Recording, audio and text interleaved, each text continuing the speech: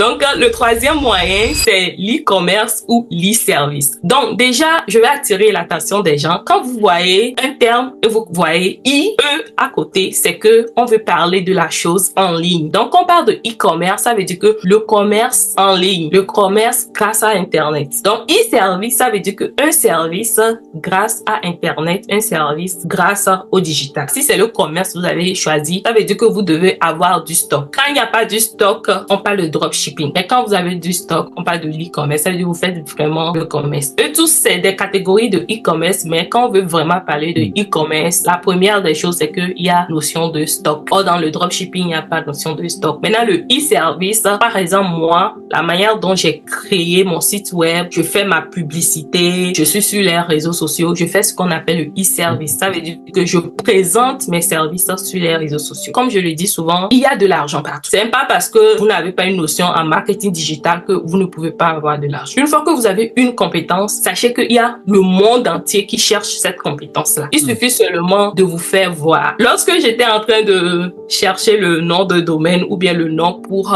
ma chaîne YouTube, je voulais donner le nom Your Work Must Be Seen. Ton travail doit se faire voir. Voilà. Donc, si tu ne te fais pas voir, personne ne te connaîtra et tu vas rester pauvre. C'est ça. Donc, les gens pensent qu'il y a des métiers qui donnent l'argent et des métiers qui ne donnent pas l'argent. Non. Tout ce que Dieu a mis en vous, vous pouvez le monétiser. Il suffit juste d'avoir les bonnes stratégies, d'être sur la bonne plateforme et au bon moment, c'est tout. Donc, le quatrième moyen, c'est l'investissement. La quatrième méthode, l'investissement. Les Africains ont une mauvaise notion de ce que je vais appeler, c'est les cryptos, l'investissement dans les cryptos. Qu'on le veuille ou pas, ça va nous rattraper. Donc, le problème, c'est que nos frères et nos sœurs africaines n'aiment pas se former. Ils préfèrent rester et ne rien savoir, mais faire confiance à un étranger, donner leur argent à un étranger, que l'étranger va fructifier, ça leur donne. C'est faux, c'est faux. Lorsque vous avez la connaissance d'un domaine ou d'un sujet, vous-même, vous avez le contrôle dessus. C'est pour ça on dit que celui qui a l'information, c'est la personne qui a le pouvoir. Parce que si vous avez des notions sur la crypto-monnaie, vous pouvez facilement gérer vos choses sans problème. Mais je vais vous surprendre, mes premiers millions en ligne, c'était grâce aux crypto-monnaies. Et c'est grâce à ça même que j'ai fait quelque chose pour mes parents, un toit pour mes parents. C'est grâce aux crypto-monnaies. Moi, je fais deux choses dans les crypto-monnaies. Je fais ce que nous appelons le holding et je fais ce que nous appelons le staking. Le holding, c'est quoi? Le holding, c'est juste d'abord identifier les vrais cryptos parce que toutes les cryptos ne sont pas